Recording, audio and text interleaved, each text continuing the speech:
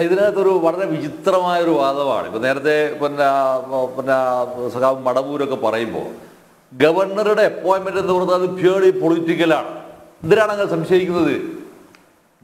ഗവർണറെ central government ആണ് നിയമിക്കുന്നത്. സെൻട്രൽ ഗവൺമെന്റ് നിയമിക്കുന്നത് സ്വാഭാവികമായും അത് പൊളിറ്റിക്കലാണ്. അത് പൊളിറ്റിക്കൽ അല്ല എന്ന് സമർത്ഥിക്കേണ്ട യാതൊരു ആവശ്യകതയും ഇല്ല. പൊളിറ്റിക്കലാണത്. സ്വാഭാവികമായും അതിനകത്ത് എന്തുണ്ടാകും? അതിൻ്റെ രാഷ്ട്രീയമായ നിലപാടുകൾ, സ്വാധീനങ്ങൾ, ബന്ധങ്ങൾ അതിനകത്ത് വളരെ കൃത്യമായിട്ട് അത് അണ്ടർഗോയിങ് കരണ്ടിന് അത് പൊത്തത്തിൽ തന്നെ ഉണ്ടായിരിക്കും. ആ ഉണ്ട് എന്നുള്ള യാഥാർത്ഥ്യത്തെ തിരിച്ച് നമ്മളൊന്ന് ചോദിക്കുക. നമ്മൾ ചോദിക്കുമ്പോൾ CPM ആളുകൾ ഇപ്പോൾ യൂണിവേഴ്സിറ്റിയിലേക്ക് നിയമിക്കുന്നവർ നിങ്ങൾ ആരെയാണ് നിശ്ചയിച്ചത്? അവിടെയാണ് ഞാൻ ചോദിച്ചൊരു ചോദ്യമുണ്ട്. ഇതിനകത്ത് ഏത് പോളിറ്റ് ബ്യൂറോയുടെ നിർദ്ദേശപ്രകാരമാണ് ഗോപിനാഥ് രവീന്ദ്രൻ എന്ന് പറഞ്ഞ ആളെ അവിടെ കൊണ്ടുവന്നിട്ടുള്ളത്? ഒന്നുമില്ല. അത് മുഴുവൻ തന്നെ ഈ മുഖ്യമന്ത്രി എന്ന് പറയുന്ന ഒരാളുടെ വ്യക്തിപരമായ താല്പര്യത്തിന്റെ ഭാഗമായി നിയോഗിക്കപ്പെടുകയോ നിശ്ചയിക്കപ്പെടുകയോ ചെയ്തതാണ്. അവിടെ അങ്ങനെ ചെയ്യുമ്പോൾ മറുഭാഗത്ത് ചെയ്തുകൂടാന്ന് പറയുന്നതിന്റെ യുക്തി എന്താണത്? ഒന്ന്. രണ്ടാമത്തെ വിഷയം, ഇതിനകത്ത് മറ്റേ ഈ സെനറ്റിലേക്ക് ആളുകൾ നിശ്ചയിക്കുന്നതെന്ന് പറഞ്ഞാൽ അൺഫിറ്റ് ആണെങ്കിൽ നിങ്ങൾ ചൂണ്ടിക്കാണിക്കും ഇന്ന കാരണങ്ങളാണ് അൺഫിറ്റ് ആണ് എന്ന്. അത് ചൂണ്ടിക്കാണിക്കുന്നതിന് പകരം അത്തരത്തിലുള്ള ഒരു സർഗാത്മകമായ ഇടപെടലുകൾ നടത്താതെ ഒറ്റയടിക്ക് പോയിന്റ് ബ്ലാങ്കിലേക്ക് പറയാനല്ല ശരിക്കും ചെയ്യേണ്ടത്. ഈ ചെയ്യാതിരിക്കുന്നതിന്റെ ഗതികേട് എവിടെയാണ് കിടക്കുന്നറിയോ? ജനാധിപത്യം എന്ന സംഭവം ഇല്ലാതായി തീരുന്നു എന്നുള്ളതാണ്. ഈ ഡെമോക്രസി ഇങ്ങനെ ഇല്ലാതാക്കി തീർക്കുന്നതിന് മറ്റൊരു വേർഷൻ ഞാൻ പറയാം. ഇപ്പോൾ കഴിഞ്ഞ ദിവസം തന്നെ വേറൊരു വനിതാ സഖാവ് നേതാവ് പറഞ്ഞത് ഗവർണറെ ഇവിടെ കുതിരവട്ടത്തെ കൊണ്ടുപോകണമെന്ന് പറഞ്ഞൊരു വാദം ഉന്നയിച്ചു. ഞാൻ തിരിച്ചു വയ്ക്കുന്നത് വളരെ സിമ്പിളായ ക്വസ്റ്റ്യൻ ഞാൻ തിരിച്ചു വയ്ക്കുകയാണ്.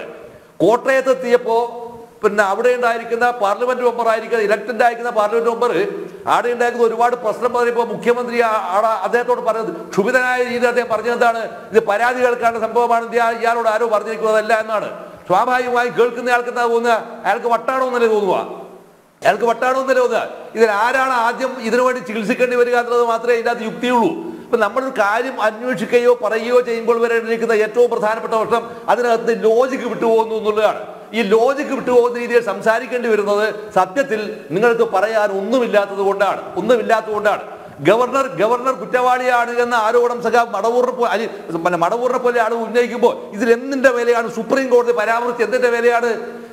മുഖ്യമന്ത്രി പറഞ്ഞതിന്റെ അടിസ്ഥാനത്തിൽ അദ്ദേഹം ചെയ്തു പോയിരിക്കുന്ന ഒരു അപരാധത്തിന്റെ വേലയാണ് താൻ വഞ്ചിക്കപ്പെട്ടിരിക്കുന്നു എന്ന് ഗവർണർക്ക് ബോധ്യമാക്കപ്പെട്ടത്. അതാണ് സുപ്രീം കോടതി ചൂണ്ടിക്കാട്ടിയത്. അയാൾ രാജിവെക്കുകയാണോ? അപ്പൊ ഇങ്ങനെ പറയിപ്പിക്കുന്ന ഒരു അവസ്ഥയിലേക്കല്ല കൊണ്ടുപോകേണ്ടത്. മറിച്ച് ഇത് മുഴുവൻ തന്നെ എന്താണ്? കള്ളത്തരത്തിൽ കാര്യങ്ങൾ നേടാൻ ശ്രമിച്ചിട്ട് ആ കള്ളത്തരം ഇന്ന് വരെ പബ്ലിക്കിനടുത്ത് പറഞ്ഞിട്ടില്ലല്ലോ. അത് പറയാതിരിക്കുന്നിടത്ത് വെച്ചാണ് ഈ സർക്കാർ എന്തായിത്തീരുന്നത്, ഈ യാത്രയും എന്തായിത്തീരുന്നത്? ജനങ്ങളോട് കളവ് പറയുന്ന സർക്കാരാണ്. ഒറ്റ കാര്യം ഞാൻ പറയാണ്, സമയത്തിന്റെ പരിമിതി കാരണം ചോദ്യങ്ങൾ ഇനിയും ആവർത്തിക്കും. കോമ്രേഡ് മടവൂർ ചോദ്യങ്ങൾ ആവർത്തിക്കും. ഒരൊറ്റ ചോദ്യത്തിനും ഈ മുന്നണിക്കും ഈ പാർട്ടിക്കും ഈ ഗവൺമെന്റിനും മറുപടി പറയുക സാധ്യമല്ലാതായി തീരും. അങ്ങനെ പാർട്ടിയും ഗവൺമെന്റും ജനങ്ങളിൽ നിന്ന് ഒറ്റപ്പെടുന്നതിന്റെ ഏറ്റവും സുന്ദരമായ മുഹൂർത്തത്തിന്റെ ഉദാഹരണമാണ് ഗവർണർക്ക് ആട് കിട്ടിയ സ്വീകരണമെന്ന് തിരിച്ചറിയാൻ മാത്രമുള്ള സാമാന്യ ബുദ്ധിയെങ്കിലും കാണിക്കാനുള്ള ഒരു വിവേകം ഉണ്ടാവണമെന്ന് മാത്രമാണ് എനിക്ക് ഈ വലിയ ഒരു സമയത്തിന്റെ പരിമിതി കാരണം പറയാനുള്ളത്.